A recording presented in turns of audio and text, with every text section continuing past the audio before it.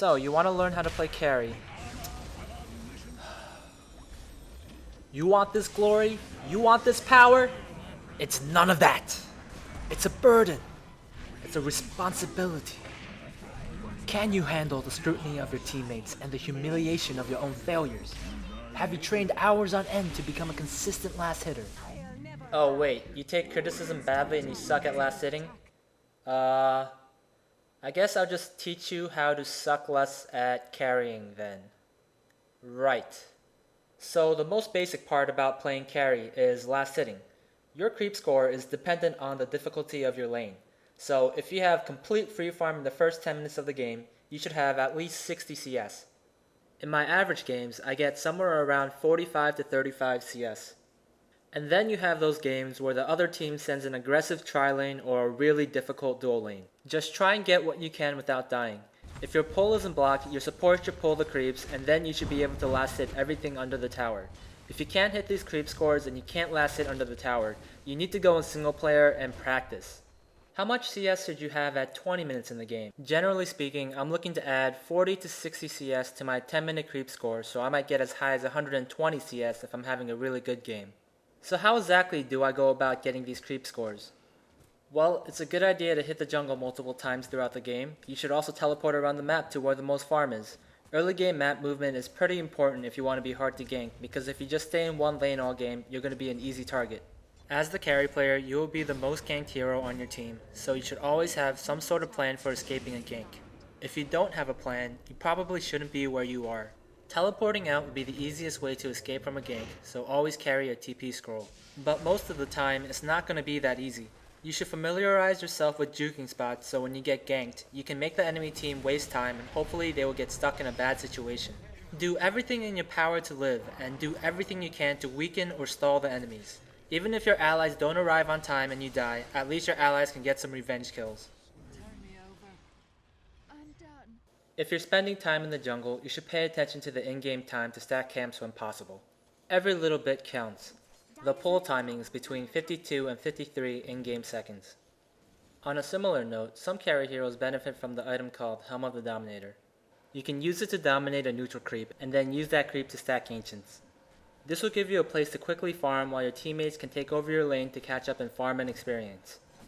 You can generally get around 4 to 5 stacks, and it should take you less than a minute to farm. The best heroes to do this with are obviously heroes with some sort of splash damage. When new players attempt to make the switch from support to carry, the biggest mistake they make is they try to help the team too much in the early game. You can help your team more by farming that core item in a timely manner. Why should you risk a death and getting your team even further behind when you can play it safe and get that extra farm? The only time I would help my team in the early game is when I see a safe and guaranteed kill. When this opportunity arises, you are obligated to your team to get those kills. By getting these hero kills, you and your teammates will gain extra gold and experience and an opportunity to push towers and gain map control. Once you finish your core items, you should be looking to participate in the majority of team fights. You should constantly look around the map and assess the various situations your teammates are getting into. It's really not that hard to farm while looking around the map. Honestly, I just begin to auto-attack once I finish a few items. In my opinion, during the mid-game, it's more important to watch everything that happens on the map than it is to get 100% of the last hits. The goal is to collect as much information as you can so you can make the right decisions. You're looking for information like what kind of items do your enemies have, which spells are on cooldown, where are they on the map, and so on and so forth. Basically, you're trying to grasp an understanding of the enemy's capabilities. What separates the top carry players from each other is not farming ability, it's their ability to make the right decisions. And how can you make the right decisions if you're not paying attention to everything that's happening on the map? You need to develop an acute awareness to the map to become better at this game. Sometimes the right decision is just to continue farming rather than helping your team. You'll learn through experience which team fights are favorable to engage in and which team fights are best to avoid. Let's talk about buybacks. When should you buy back? Does your team need your help, and if they do, can you get there soon enough to be useful? Well, that's a problem for this TA because his team is dead. You should also buy back when your base needs to be defended. Just don't be that guy who dies and then buys back to farm a lane. Buyback has a very long cooldown, so you should save it for when you really need it.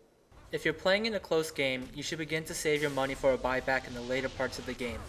The enemy team will blow most of their big spells to kill you, making your return to the battlefield very hard to deal with. If you can manage to survive and win the team fight with a buyback, many times you will regain a majority of the cost of the buyback. When calculating your buyback cost, remember that you lose unreliable gold on death.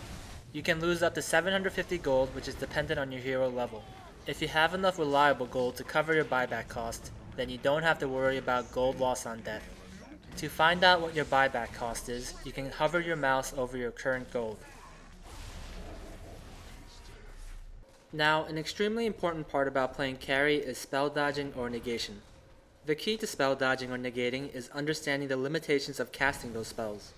Once you are aware of these limitations, hopefully you will become more sensitive to it and it will give you enough time to react. So what are these limitations to spell casting? Some spells, such as Ravage, have travel time. Most spells have a cast animation. Most spells have a cast range, which means they cannot cast that spell until they are in range of your hero. And finally, you have to be facing the direction you want to cast most spells. So adding turn rate into the equation means you have that much more time to react. So combining all of these limitations should definitely mean you have enough time to react to these spells. The act of someone turning around to face you should raise the first flag. The act of them getting close enough should raise the second flag. If you cast your BKB at this point, this would be called a safe play. But you can play it riskier with much more reward by waiting for a third confirmation, which is the hero starting their cast animation or if the projectile is already traveling through the air. And then there's just good old game sense. What would you do if you were the enemy hero? If you were the enemy hero, when would be the best time to cast those spells? Anticipating your opponent's actions means you will obviously react quicker than if you were caught by surprise. It will also help you save your spells for the right moment, unlike this bounty hunter. Teamfights can be completely decided by BKB timing, so you have to learn how to do this if you want to get better at carrying. And then comes the question of who do you target in teamfights? This is a pretty situational question and you'll probably get a different answer depending on who you ask. But if I'm having an easy game, I'm just going to attack the person who is easiest to kill, and most of the time that's just going to be the hero that is closest to me. Other times it's going to be the hero who dies in 2 hits, which is most likely the support hero. But if the game is close, then there probably is a priority list. A lot of times for me, that's going to be a hero that has a stun that goes through magic immunity. An example being this Enigma. Other times, it's going to be the hero who has the highest damage output, which is often the enemy carry hero. Now, your positioning in teamfights is highly dependent on how much range you have. Melee heroes have less freedom than ranged heroes, but there are a few tricks that you can use to try and negate this inequality. The problem with melee heroes is that if they want to target a hero in the back lines, they're going to get surrounded and then focus like we just saw with this Chaos Knight. So what is this trick I was talking about? Well, it's a trick that's been used for thousands of years in Warfare called flanking.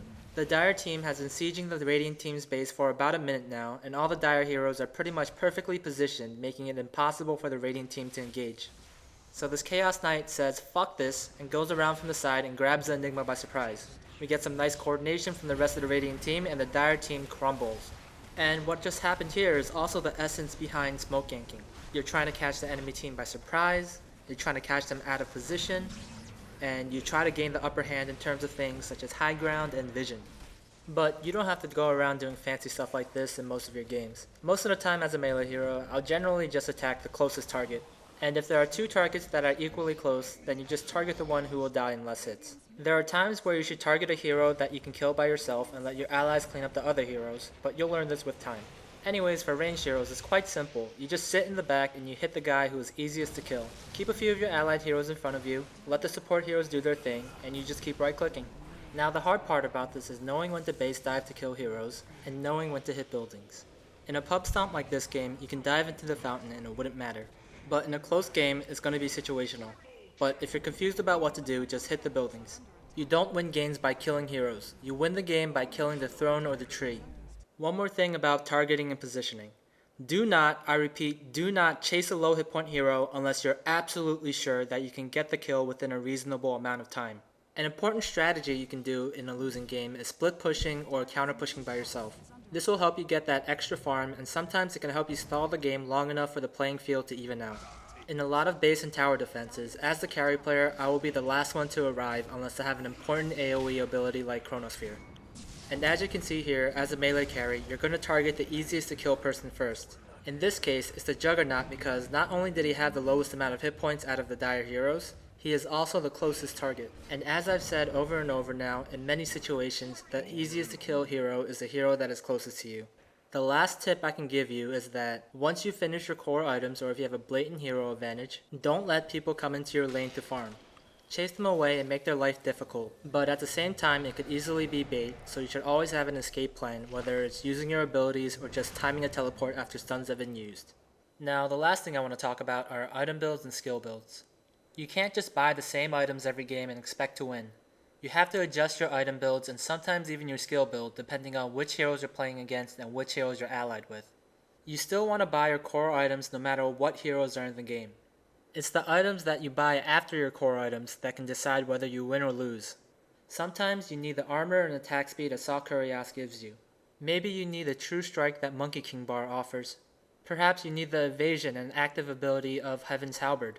The bottom line is that your item choices should be logical and serve a purpose. Now, there are some things I haven't gone over, but I feel that there are enough resources out there for these topics. Hopefully this has covered everything that needs to be talked about, so let's review what we've learned. As a melee carry hero, you're going to target the easiest to kill hero first, and many times this is based on which hero is closest to you. You are not going to needlessly chase low hit point heroes unless you are absolutely sure you can get the kill.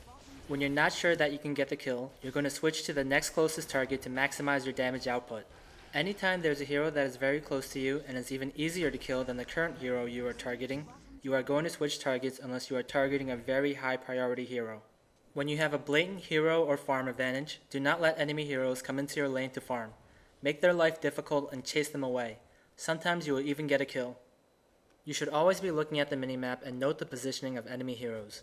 Don't forget to actually look around the map to assess the various situations your team is getting into. When you see an opportunity to get hero kills, you have an obligation to your teammates to be at that team fight. This nets you and your teammates additional golden experience that none of you would have received if you weren't present at the team fight. It also gives your team an opportunity to push towers and gain map control. Be humble and realize that you didn't win this game by yourself. Behind every great carry player, there is an even greater support player creating space for you to farm. This is Professor Fierce signing out, and thank you for watching my video. If you're looking to buy a new mouse, consider supporting me by buying the SteelSeries Dota 2 mouse and mousepad using my Amazon affiliate link. The link will be in the description below.